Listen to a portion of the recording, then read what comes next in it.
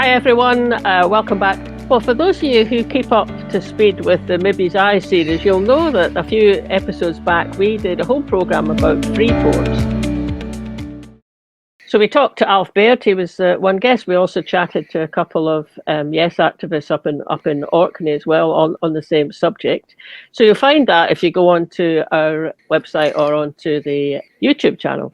Shortly after we'd put that video out, we were contacted by a friend of Scottish Independence podcast, Bill Ramsey, saying to us, have you thought about speaking to Peter Henderson? Because Peter is a go-to guy if you want to talk more about the ins and outs of customs and excise around Freeports.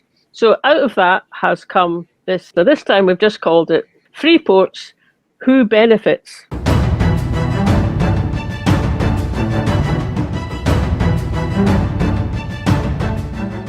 And it turned out that Peter absolutely was the go-to guy. And not only did he tell us about the background to the 6 tests that he'd come up with for the S&P conference, he also told us a lot about the inherent dangers of Freeports from his personal experience, and also stories from his 40 years as a customs and excise specialist. So really interesting discussion with Peter. Hope you enjoy it. Yeah.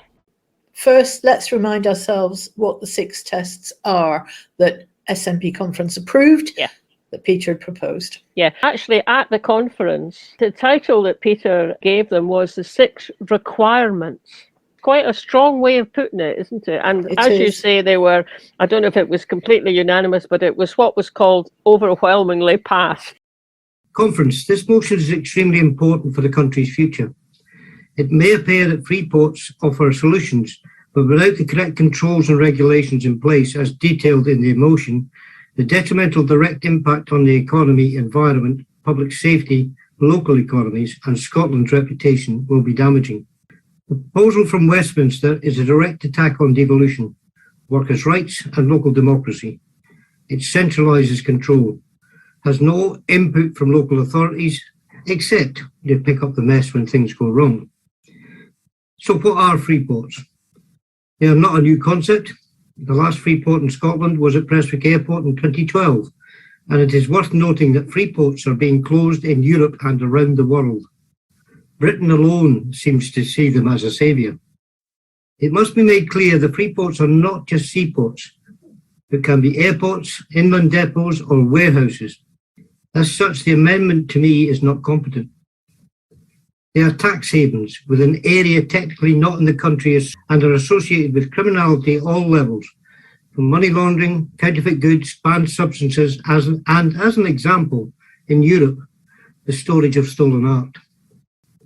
Freeports traditionally had strict control regimes. This proposal does not. The motion outlines the required controls as a minimum from my personal experience in regulating these areas, if we go down this ill-thought-out proposal. While I understand that the party is seeking a different approach from Westminster, they can still dictate what happens, and I believe no talks have taken place since June. There is no guarantee that companies operating in a Freeport will pay the real living wage, and without union recognition, there are no controls for workers regarding wages, conditions, pensions, or health and safety. We insist on fair work, but that really guarantees nothing in an excluded area. Local government gains nothing, as there will be no rates charged. And what happens if there's an incident, say a chemical spill? How will local government be compensated to deal with this? If workers move to a Freeport, what happens to local employment? What happens if the local industry transport to the Freeport area or move to another part of the country?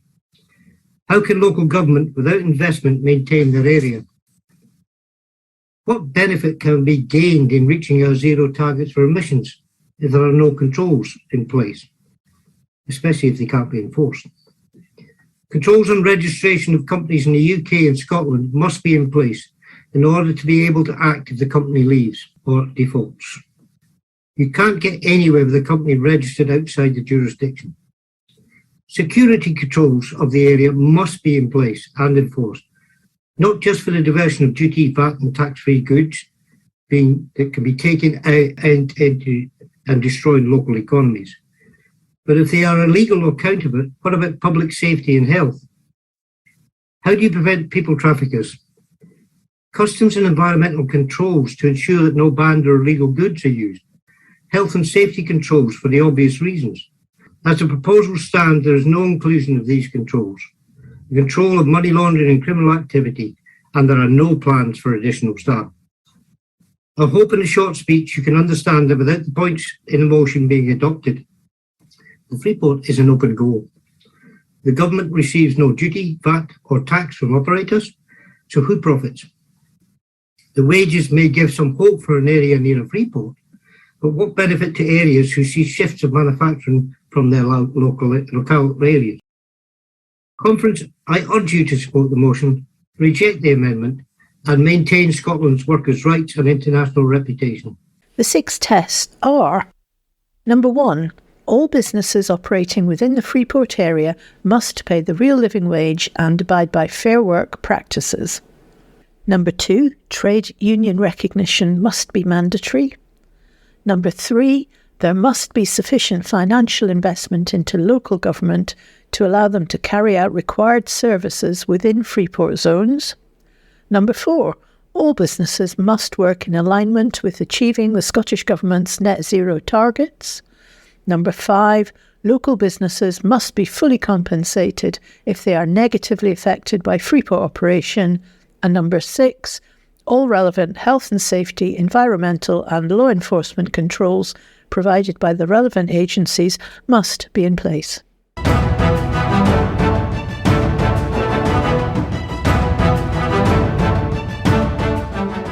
Welcome. Anyway, thank you very much for joining us, Peter. I thought they were fascinating. Perhaps you can tell us why you settled on those 6. We came up with the 6 points mainly because from a trade union perspective, there are no rights, no recognitions, and there are severe dangers. That's where we came up with that. Plus the fact, the way the legislation is written, well, basically it's an attack on devolution, and it's undermining the devolution settlement. In fact, I put it to one of the leadership contenders during the contest at an STUC debate, why they accepted it. And the answer I received, well, it would have been imposed. So the question I had is, well, just because something wants to do something, do you not oppose it? You don't just kowtow to it. I'm sorry. If nothing had been opposed in the history of the trade union movement, nothing would have happened. No, true. Yeah. And that is quite an interesting question, isn't it? And I think Kate Forbes at one point had also made that point that at least they thought they were shaping it as opposed to just rolling over. But you just have to look at what's happening with the Internal Market Act to know they have no worries about rolling over anything we want. The direction from Westminster is quite clear, well, from the Conservative Party. It's not just Freeports, it's improvement zones, it's all the other aspects. They're just ploughing ahead and they're not listening to the public concerns, or more importantly in this case, because local authorities are going to pick up the tab when it goes wrong or if it goes wrong. Where's the role for them? Where's the compensation? Where's the funding? My major concern from a union perspective was, with no union recognition and no union rights, I just need to look at P&O ferries.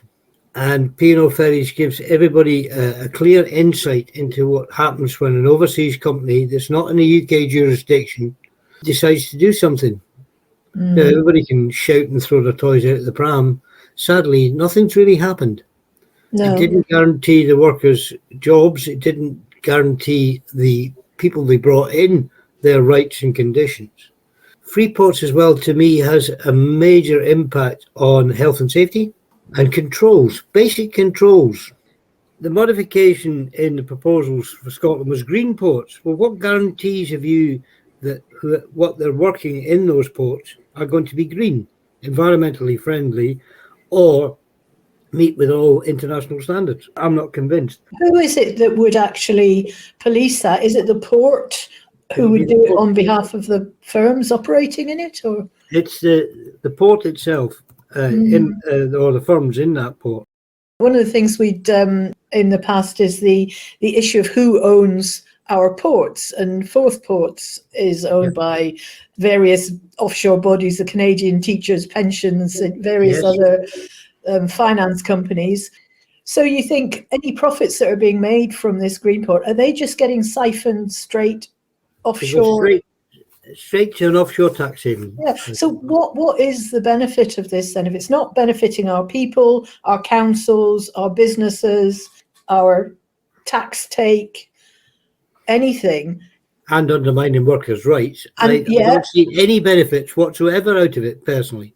the UK's attempt to become a complete tax haven, do you think, or is To somebody me, making money somehow? It's the UK race to the bottom. Yeah.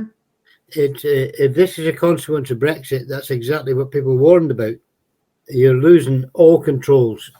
And the only people that will benefit is those with the right connections. We've got so many examples of, if you look at all the PPI, Yes. we'll call them scandals, of people who know somebody making massive profits. Is that the benefit of the Freeport? Yes. Is that somebody gets rich? Well, I mean, that's just scandalous, isn't it? To me, it is an absolute scandal that we are subsidising money to go straight offshore. Now, they talk about the employment opportunities.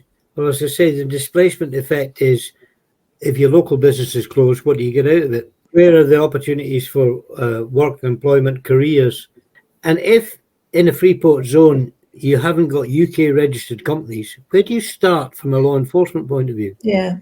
I mean, can you even walk into their premises? No. Do we have that right? So, No, I mean, you don't. they're signing up to these 6 things, and are they going to even attempt to do any of them? Well, I have no idea how they can attempt it because, I mean, I used to be in Customs and Excise, as I say, a service which has disappeared more or less, the law enforcement side. And I spent 40 years in law enforcement, and we were regarded as one of the best in the world. Well, where do you get these trained people from? Yeah. I mean, in terms of the 6 tests, then, do you have any faith that they are actually going to, now having been agreed, are they going to make any difference? Have we got any chance of? To be honest, until I see something in black and white, no. Until I see them recruiting more staff for whether it's health and safety or law enforcement, absolutely not, because you cannot do that. AI cannot do this. No. By sending a laptop into the hold of a ship to check the content. Exactly. Yeah. And I mean, if it was that easy, why did, as I say, spend 40 years of my life finding things? Everything from illegal immigrants to smuggled tobacco to drugs, you name it. The environmental side really does worry me. The health and safety side really does genuinely worry me. Because without basic checks, how do you know what's there? Yeah. How do you know to react? If you're the local authority, heaven forfend there's a fire or an environmental disaster, how do you know or can you trust to just put fire brigade in there, your local staff in there? Yeah. Do you know what you're dealing with? The complications are phenomenal. Don't forget, if you're in Clackmannanshire and Forth Ports, you've got INEOS there, one of the largest petrochemical. So what's going to be Greenport about that? Well, indeed, yes. Indeed. I think the bank account will show a lot of benefit, but I don't see anything else for anybody else. Well, and that's the other thing. One of your tests that went in was about that it had to contribute to the net zero agenda, which, Grangemouth, I know there is work going on. I think there's a Holyrood committee at the moment looking at just transition for Grangemouth, but what a task. Oh, it's a nightmare. I mean, everybody talks about net zero and the green agenda until you come to tell them how much it's going to cost.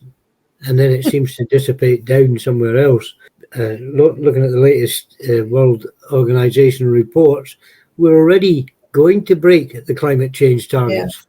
So, and that's probably the answer, isn't it? Because, I mean, for however much it would cost to get to net zero is probably less than it's going to cost when the ports are underwater, trying to rebuild our cities. Yeah. We talked about the Forth ports. The other one's Ross and Cromarty, isn't it? Cromarty? Yeah, well, it's Invergordon, basically. Right. Is there anything kind of distinct about that one? Because that's got such a link with the offshore industry, hasn't it? If they're going to use Invergordon for decommissioning oil rigs, there could be a green benefit there. Oh, yeah. But how do you get rid of all the material you're taking to bits? How do you make sure there are adequate controls? How do you know what's actually coming in or going out, more importantly? Is there an employment benefit in that region? Well, only if they create jobs to decommission oil rigs and stuff like that. Yeah. It could well be. But there should be, where's the maritime jobs involved in it? These things don't just come in themselves. So is it going to be Liberian registered tugs that bring them in so they don't comply with the regulations or anything like that? Without controls, how do you know what's going on? How can you take any cognizance of it? If the company is not even UK registered, where would you start if you want to prosecute them? Absolutely. And where's the incentive to do that as well? You know, Exactly. If the money's greasing a few palms. Yeah, well, I don't understand where the financial incentive is for the country. I really don't. No. So when we come to it has to have green credentials, what are these going to be? How is it going to do a green agenda, a net zero agenda? If it's a new hydrogen plant or something like that, which could have benefits, fine. But is that going to be in your country, or is that where the research and development is going to do to be exported to another country? And again, the profits flowing out through the port to where whoever owns it. Exactly. And if you don't have any control over the company, if they're not even registered in your country, what do you do with them? How do you prosecute? Is there anything that you think the Scottish government could do? Yes, put these controls in place. Well, could they though? So if you've got a control on, I'm just thinking health and safety. I don't know if is that reserved, is it not? I'm not sure. But certainly employment. You know, employment law is reserved. Yeah, so Customs and Excise is a UK agency too, but you have the National Crime Agency, which goes across jurisdictions. So you can modify that. Yes, that's the point. We pay towards these agencies. We could expect them to do some work for us. It's part of the contribution that Scotland from the extras you pay for in Scotland, you know, including Crossrail and all the rest of it. And defence billions, If you're stuck in the UK, then you pay for these things. So why can't you use them? Yeah. Oh, totally. Yeah. I can't understand why anybody sitting in the Scottish government would be thinking this was a good thing. And I can't understand the answer, well, it could have been imposed. Well, things only get imposed if you don't oppose them. Yeah. I mean, part of the story is if you put in, well, here's the rules, you know, here's the conditions, and then they break them, that in itself tells you something. Of course. I was actually personally very pleased. I mean, I've been a member of the SNP for years, 1968 actually. But when we got a conference motion passed unanimously, without dissent, that should form policy. Now, to turn policy on its head is something I'd never experienced before. I know sometimes you've got to be pragmatic and work around things, otherwise you have extreme policies coming in and nobody agreed with them. But this was just the whole idea of putting the motion through our party conference, highlighting it in public, speaking to the Scottish minister, which I did, who strangely enough, when he seemed to be coming on board, was removed and replaced. I mean, I do wonder what's going on here. But and do you think that there's any change likely going forward with a new regime? I've got more hope with the new regime. But again, it's only if pressure is kept and applied and it's kept in the public eye. Yeah. Because you'll know better than me. Media, it's okay for today, but if it's not on tomorrow's news, I'll have forgotten about it, you know? Indeed. I hate the name Freeports because it's not a port. It can be an airport. It can be a factory somewhere in the middle of the country. The public don't seem to have grasped that concept. I hadn't realised that when they first talked about Freeports. I just assumed it was the harbour. But I realised I live in Clackmannanshire. I'm within the zone of Forth Port. Of course. You know, which is madness. So I'd have a little customs border around my house if I chose to be part Well, I mean, I think the basic concept people have to understand, a Freeport is technically a foreign country, wherever it is. It's out with the jurisdiction of the government, whichever government. Europe has learned many lessons about Freeports and hence tightened up. And yet we seem to think this is the panacea to solve all our problems. Well, even in America, in Delaware and places like that, Freeports are being closed. To highlight how dangerous it can be without proper controls in place is the important thing here. I, for my sins, used to be in Customs and Excise.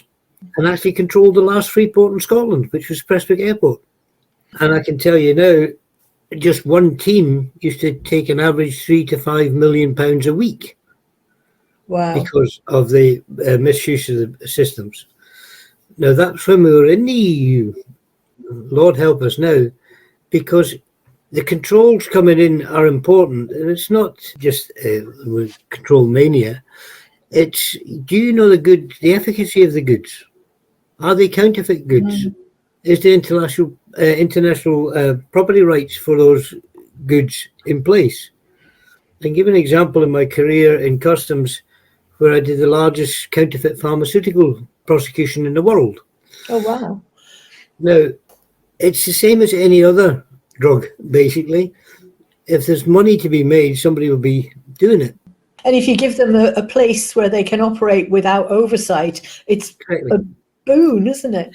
Yeah, there's no controls.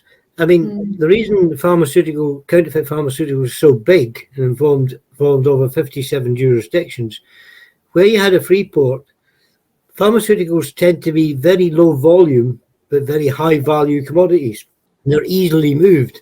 So you could move it from Bangladesh to Dubai and then put it in a warehouse in Bermuda and then bring it back to the UK. And no controls whatsoever was going on. And I have to say, in that case, even the NHS were buying some of these goods, thinking they were okay, because they were cheaper. Yeah. The simple fact of life is economics, like everything else, especially in the cost of living crisis just now. This is what really worries me about the concept of freeports. They're not a new thing. Been around for a long time. But it seems the rest of the world have said, hang on, we've got to do something about this. And Britain has said, no, we'll just crack on with it. It'll be the panacea for everything. I see no benefits to it. I mean, the biggest problem with freeports is you end up with what they call worker displacement. So if you set up, you say Clackmannanshire, you say Forth Ports set up something there, will the workers move into that? Will the companies move into that? Because they're bound to. They're not paying customs. They're not paying VAT. The regulations are diminished. Local authority has no control for planning, etc., etc. So it's a big benefit to the company. I can see all the benefits for a company. I see nothing for the ordinary working man. And by displacing work, you denude the local area of those employment opportunities. Yeah. And then there's everything around that people normally spend money on. I mean, see the council, do they get rates from? No. So they're actually providing, presumably, services. Yes. You know, if it caught fire, they'd expect the fire brigade to turn up, but they're not actually getting any income from it. No, they get no income from it at all. They're exempt from rates in a freeport. The problem with the council is, from a council perspective, what happens if there's an environmental disaster? Who cleans it up? Who pays the bill? Yeah. And to me, it's Joe Public as usual. And that should not be going ahead in the 21st century, in my opinion. Yeah. And I was fascinated that they'd actually got rid of the freeports in the UK. What was only about 10, 15 years ago, was it not? 2012 was the last one, was Prestwick Airport. What changed between these are a terrible thing, let's get rid of them, and these are a fantastic thing, let's put them in a space of just a little over 10 years? Neoliberalism, I would say. The thing was, even under legislation before we left the EU, UK Customs, for example, had a regime called inward processing relief. So any company could bring any goods into the UK, do something with them, and re-export them. They didn't have to pay the duty or anything on import, but they had to account for everything. So why are we doing going backwards to a freeport system? The reason freeports that were operating in the UK got in so much trouble was that very often they would bring goods in. When I was in charge of it, for example, it was computer chips, which had a very high tariff on them. Now, every time they sent it into the EU, they had to pay the duty because it was going to what they call home use as opposed to export. That's where we used to make millions of pounds, because business couldn't operate like that. The supply and demand network insisted that they had things yesterday, and they couldn't afford the delays. Now, business doesn't want that kind of paperwork. But because the regulations and controls were in place, whether it be from environmental protection, intellectual copyright, or counterfeit goods, or illegal goods, because you've no idea what's coming in if you're going to rely on the port themselves deciding what's right and what's wrong. I mean, we've tried that before as well, and it doesn't work. There'll always be a mistake, or it's just a human thing if there's a bit of money to be made. Recent examples in Britain used to be the cigarette smuggling. Now, most of those came through Freeports. Now, what that did to the local economy, if you're in the southeast of England, which I was working at Dover at the time, for example, nobody imported cigarettes. It wasn't worth it. So you destroyed that local economy. Think the same for alcohol, think the same for any other product you can imagine, and you've got the same problems. Yeah. I'm sorry, I'm an old git now, so I mean, I still have to do papers to try and help the new people coming on. I think if you look across Britain just now, there is a trained employment drain. You cannot get people, whether it's local government, law enforcement, or any of these organisations, with experience and training just off the shelf. A customs officer, for example, they used to say your training was 12 months to 18 months. But that was your start. It used to be called the revenue nose because you got experience. And you needed 5 to 6 years to do that. There's not many people can just walk off the street and do it. Same with port control. You can't get somebody that's never worked at sea or understands ships or shipping just to walk in with adequate training. So where are we going to staff these people from? Yeah. People don't just leave it in front of you. And they don't put it on paper either. I remember hearing a fascinating thing. I was a customs person. They said, you don't look for contraband, you look for spaces, because spaces is what they put which I thought was really clever. You'd be amazed what you can find. Everything from gold bars to small quantities of drugs. I mean, if there's a space, somebody will use it. And I'm sorry, the criminal fraternity of the world, if there's money to be made, they'll find a way to do it. How did it work in Prestwick then? Were you able to put more controls in there? We had a control team in place. Right, so that's the difference. Actually visited the site, had access, etc., and had access to all records. Could that not happen this time? Absolutely no problem at all. But one, you've got to get the people in place. Two, you've got to put the systems in place. Yeah, and you have to have the political will for that to be the arrangement. Otherwise, it's a free-for-all. Take you to Freeport warehouses in Bermuda, for example, which is just a shed on the end of the runway. And the security is 2 local guys who work there.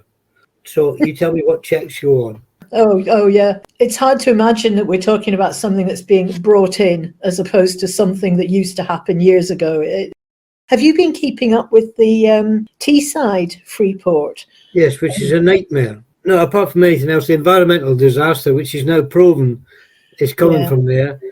Again, if you look at the financing behind it, it's 1 or 2 individuals making a lot of money. I think I'd seen something in the paper about that one had sold £100 million worth of ground for 100 quid or something. I mean, it just beggars belief. It does. I mean, don't forget, all the scrap metal in Teesside was put there as well, which is now being exported without any controls whatsoever.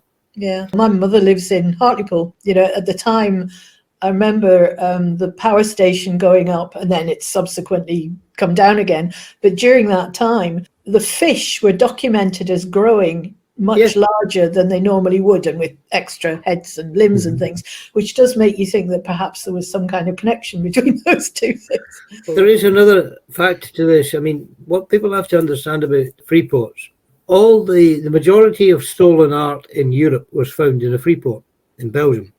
That's just one example.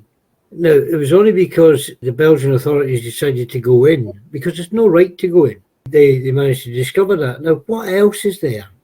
What else is going on? When it's a free port and a ship is coming in with whatever goods it is, do they carry 100 illegal immigrants?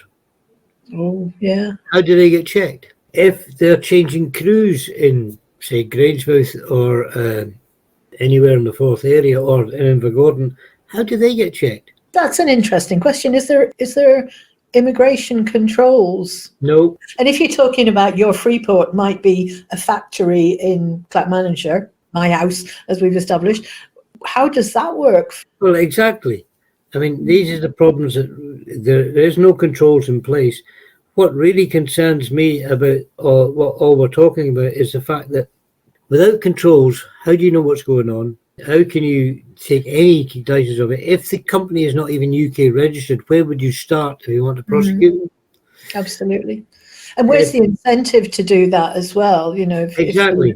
If the money's greasing a few palms. Yeah, well, I don't understand where the financial incentive is for the country. I really don't. No. The other factor that worries me about fourth ports in particular is when you've got so many different sites and you're moving goods around those sites. Original Freeports had to be a specific area and had to be a secure area. Well, I saw proposals for Aberdeen, for example. They were going to use Peterhead, Dice, everywhere. Now, I'm not being dramatic. It's just simple common sense. Do you think things won't fall off the back of a truck between sites? Human nature being what it is, how will that affect the local economy, depending on what's brought in?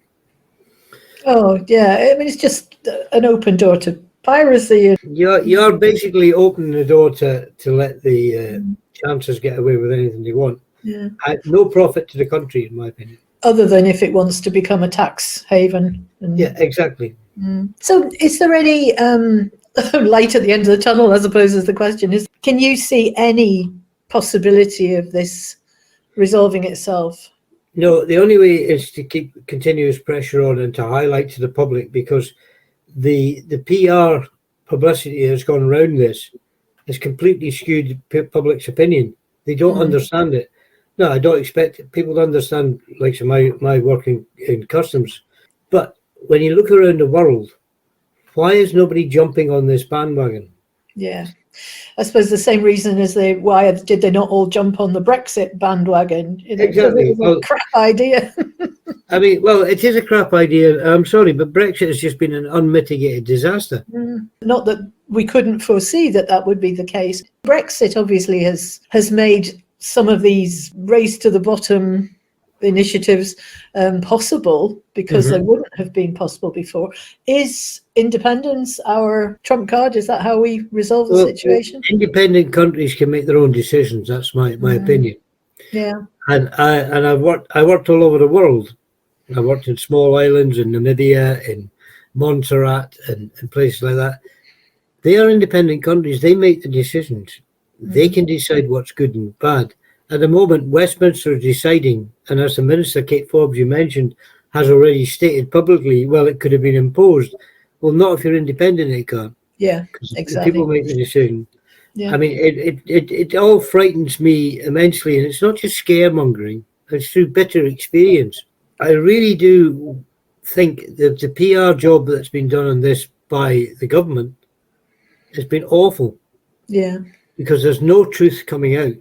And very few of the media are even interested. They grab the headline, 5,000 jobs for Grangemouth. They don't look at how many jobs it's going to cost. Yeah. Or are they going to be a fire and rehire on a lower rate with no rules? Exactly. I'll go back to P&O ferries. If you look, the only free port that's operating, as I understand it now, is London Port, which you don't hear much about because it's never made a penny. But it's cost the taxpayer a fortune in subsidies. I think there's another element here, which I mean, I don't get the Westminster government's rationale on a lot of things, but why would you trash your international reputation? Why do they think there's a value in being seen as a tax haven? I have no idea. I fail to understand them. But free ports can absolutely destroy a country and economy's reputation. If you're not trusted, who's going to work with you? Oh, exactly. If we can't control what comes in through the ports, why would anybody trust what we send out through our ports? Precisely. You can't control what's going out either. No. There are no export controls that I can see. I mentioned the counterfeit pharmaceutical job, which is the largest in the world. And the most powerful ally on that case was China, who did not want that kind of trade. They had spent a fortune legitimising their trade. Yeah. And they didn't want knockoffs and rip-offs. They didn't. And in fact, when we narrowed down to the source countries, it turned out to be Bangladesh, Pakistan, various places you wouldn't have thought of, Argentina, and they were chemical companies that were just making it. to give you an example, just to how profitable it could be, a small cancer treatment in a small vial was maybe £1,000. It was made for 10 cents with dirty water in Argentina. Wow. But and that's the cynical side of it. The people that are doing this don't care. No. You, as a patient, heaven forfend, you have to use one of these things. What I discovered during the operation, if it's counterfeit, it may have some of the original ingredients in it. But it's actually worse because the real stuff doesn't work anymore. That's just one example. Even when you do get something to take a company to the court, I can give you numerous examples of overseas jurisdiction. I used to work in the Isle of Man for 10 years, which gets a terrible reputation, incorrectly, I have to say. They're actually one of the most forward-thinking jurisdictions in the world. And nothing happens in a Crown dependency that the Parliament doesn't authorise. So all this nonsense that comes on the press against about money laundering and Cayman Islands and everything, we own it. Their legislation puts all their legislation through our Parliament, and it's signed off by the Privy Council. So that's just a complete another press myth. But if you try and prosecute a company that's, say, registered in Turks and Caicos, brass plat on a company, then you start to try and drill down who actually owns it, who's actually behind it. I'll give you a year to, best guess, a year minimum, and then you have to be lucky. Because, I mean, one of the worst countries in the world for setting up fictitious companies is Delaware in America. Really? It's $50 to register your company. I mean, there used to be scandals years ago in the Channel Islands where you go to a house in Alderney where there was 50 plaques outside the door. There's no accountability, no traceability. And if the money's out of the country, how do you get it back? Indeed, yeah. Exactly. And I mean, Britain coming out of the EU, for example, you're not even in the joined up monetary system. You're not in Interpol or a Frontier X or anything. So you've no getting at the moment at all. And well, as some would say, that the reason we came out of the EU was because a certain section of society didn't want transparency of where their taxes or their money was going. Yeah. I mean, the best example I can give that for the public is there are more people employed in the Department of Work and Pension in benefit fraud than there are in the whole of law enforcement for customs and excise and the police in the country. The percentage of loss in benefit fraud is about 3% of the economy. Yeah, last estimates I saw for the UK, we lose more by tax fraud, about 20 to 25% of the GDP every year just for tax fraud, and that's legalised tax fraud. This is just more legalised tax fraud, in my opinion. How much potentially, again, think of a country the size of Scotland, you know, if we had our, we're going to have to assume we're independent, that we've put a customs and excise or whatever we want to call it in, how much is that going to actually bring in terms of? Well, if you apply the controls correctly, a conservative estimate is about 100 billion a year. Wow. If you just take for example, in Scotland, even you have LLPs, companies that again are a nightmare, or even take the whiskey industry. Now they'll declare how much they make, about £20 billion a year, and you get all the export figures. Yes, that's great. Those are from controlled warehouses and controlled systems. Now, if you don't, and the controls in whiskey warehouses, for example, have been diminished. They're done by the companies now. Again, they're audited, but at least there is an element of control. That the frauds can be quite spectacular. But 100 billion coming in, I mean, that's some gold-plated public services we could have with that. Of course it is. You could actually do it. I mean, this is one of the things about Freeports. Where's the tax benefit for the public? Yeah. Where's the tax benefit for the health service? Yeah. I suppose we'd have to renationalise those ports. Well, you need to do something with them, because at the moment, I don't even know how a worker's pension works at the moment in a Freeport. No. An example of somebody who works sometimes in it, sometimes out of it. Yeah. A lorry driver, a delivery driver. Are you entitled to free healthcare? Because is your NHS contribution going to be included in a salary that's paid? Yeah. Well, if the country is registered in Monrovia, why would they? Even the state pension, how do you qualify for state pension if you work for an offshore company? what liability do you have for national insurance if you're employed by a company that's registered in America? Yeah, exactly. So much. There is so much here. I mean, it's something. If you pick the lid off it, you suddenly discovered all the problems. Yeah, we're just starting that process, aren't we? When I was working in customs, every officer, for every £1 spent, they made 50. That was the equation. Yeah, believe that. That included the clerk putting the stuff in the machine. Mm-hmm. That's what it worked out as, and that was UK government's own figures. Oh yes. I mean, it just seems a madness that we're not properly making use of that. It's fascinating, absolutely fascinating. And you kind of think this picture is going to get worse before it gets better, isn't it? That's why it's important, things like this, and the message gets out to the public. Yeah. Because the mainstream media, can I say biased, but they're not interested. No.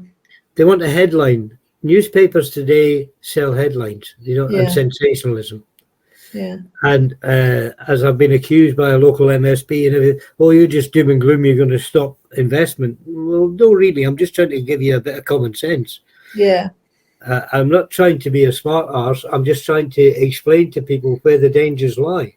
We're certainly we're almost working our way through the infrastructure in Scotland. We've done ferries, freeports, you name it. So we will try and keep it boiling. It's just so interesting hearing. You kind of have an instinct that there's something wrong here, but to hear these actual examples of what the damage can be is, frightening, actually, frightening. Bribery and corruption is alive and well and living quite happily in the UK at the moment. And lots of people are voting for it as well. So that's something we're doing different. Well, listen, thank you so much for spending us 45 minutes. Been very, very enjoyable listening and a little bit scary as well.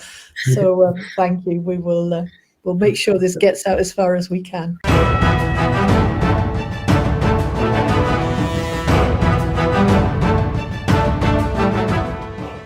I just so appreciated when I watched that chat between you and Peter. And if anyone happened to be wondering where I was spending the day having to sort out my whole broadband system. That's why I wasn't part of the conversation. But I really enjoyed watching it.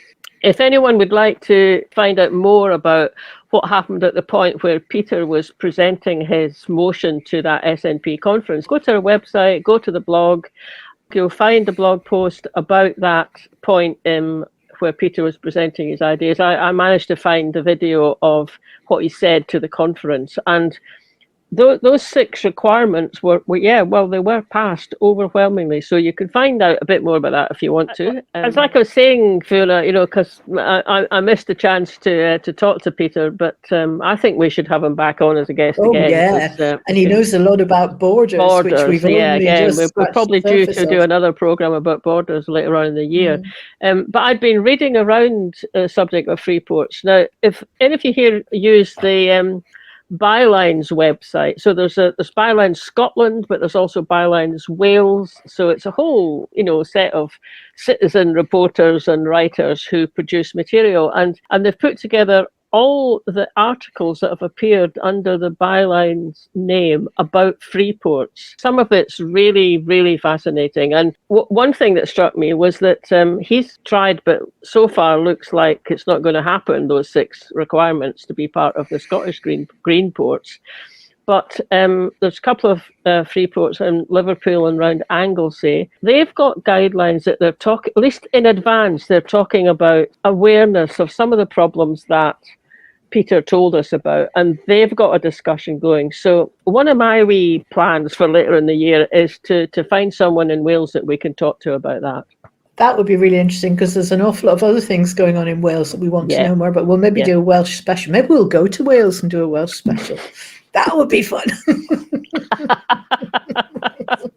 So thanks for listening, everybody, and we'll catch you later. Bye now. Bye.